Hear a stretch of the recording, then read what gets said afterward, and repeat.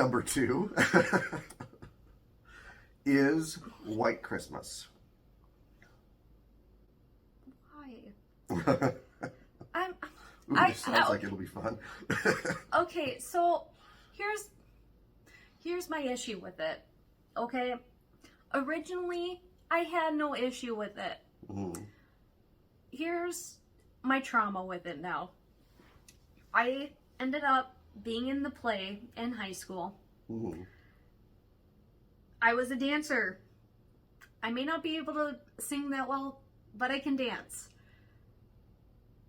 One of the actors was a complete and total dick. So that was my first issue with it. Like, he just treated, like, the cast terribly. Mm. And then, recently, I read about Bing Crosby treating his kids terribly.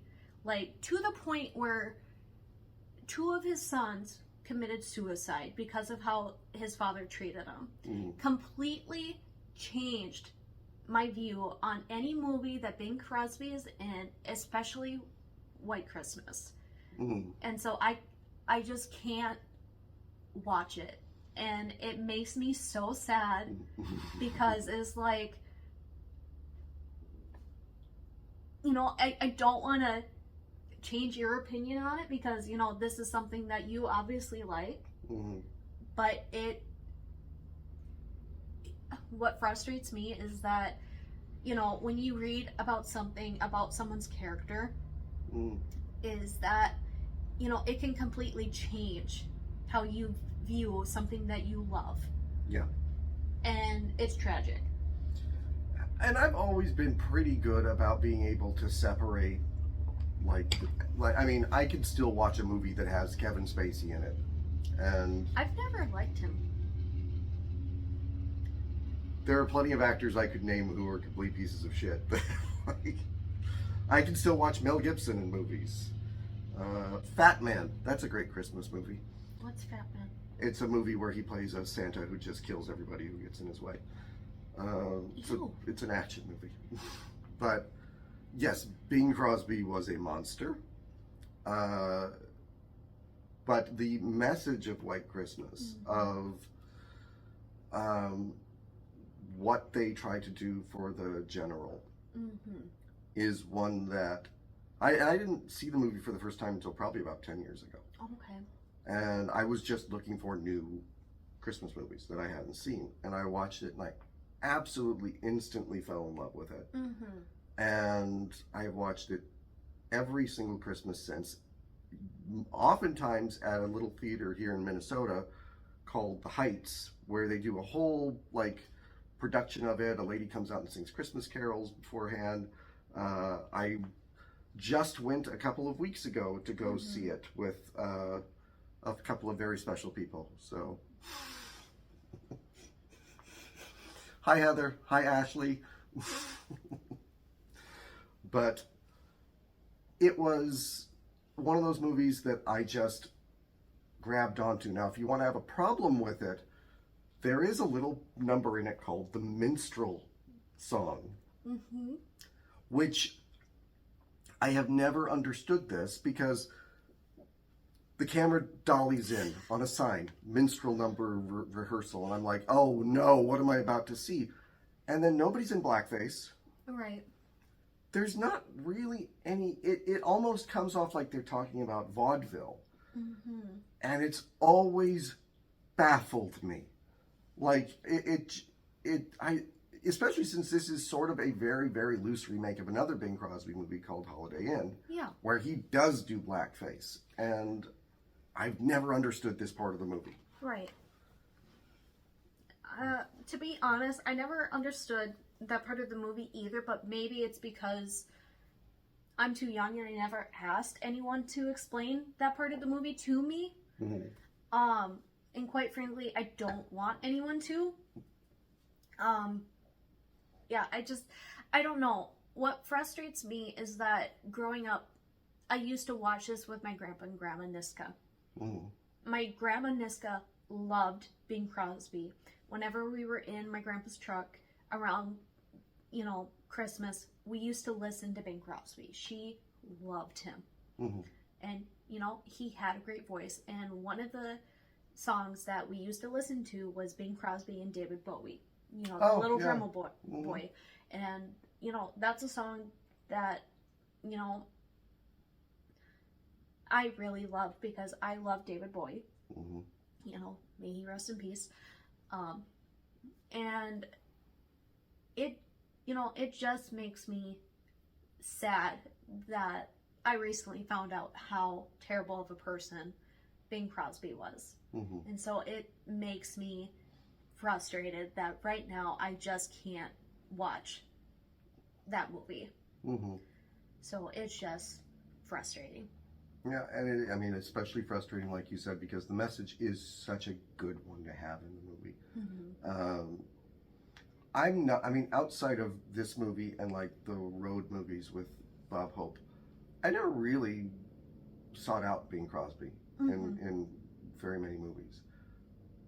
I think he's a very talented comedian. His and Danny Kaye's chemistry is absolutely insane, and the numbers are really catchy. There's pretty much nothing about the movie I don't like other than the cringy minstrel show number. Yeah. Which again, I'm just sort of like, thank God they didn't go all the way with it. Yeah. Yeah. I still don't want that explained. So nobody in the comments, please, please, I'm begging you. Thanks. But like, share, and subscribe. Yeah, please. So what's your number 2? I just did my number 2.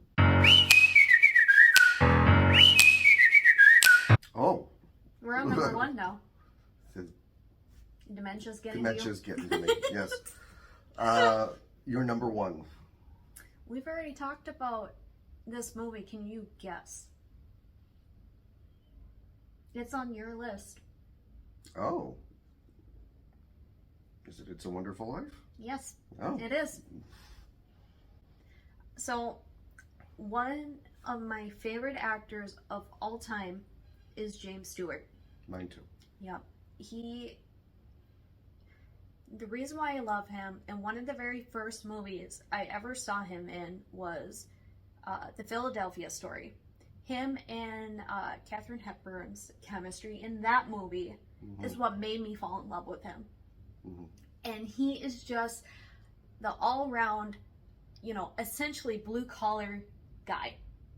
And his accent in most of his movies is just, it draws you in. Mm-hmm.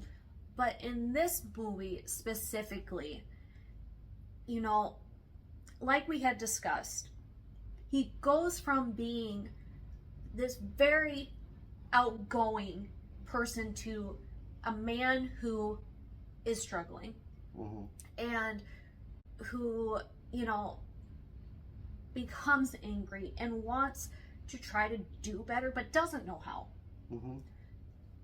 And gives up everything. Yeah.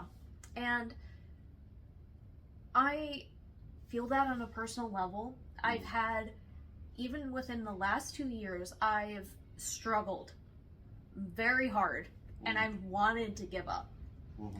And that is something that resonates with me very hard. And he's the perfect actor for this movie. Absolutely. And there is no actor who could have played it as good as him.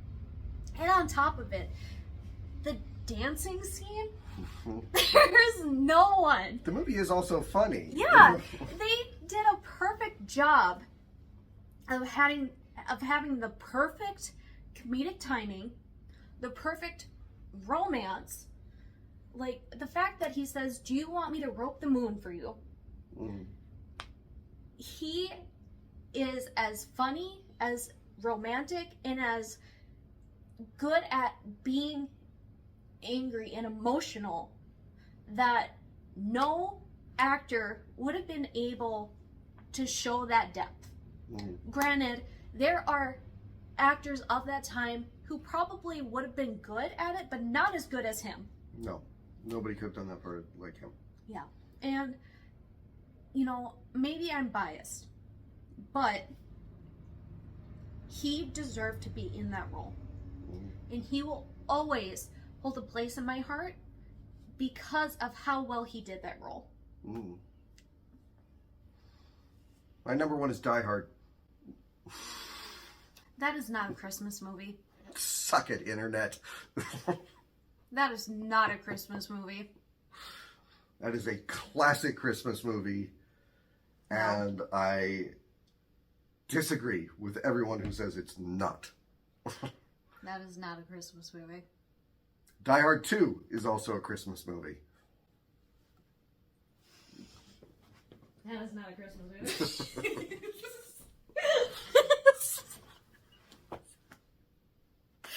I will respect Will you? your wrong decision. Why is your wrong opinion? Okay, tell me why it's a Christmas movie.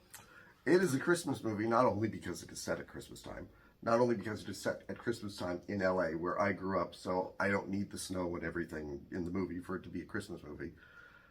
It is a movie about a man who has lost everything, lost his family, and he wins it all back with Christmas spirit, let's say.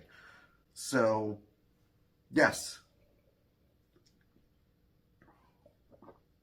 I need vodka in this. Yippee-ki-yay, motherfucker.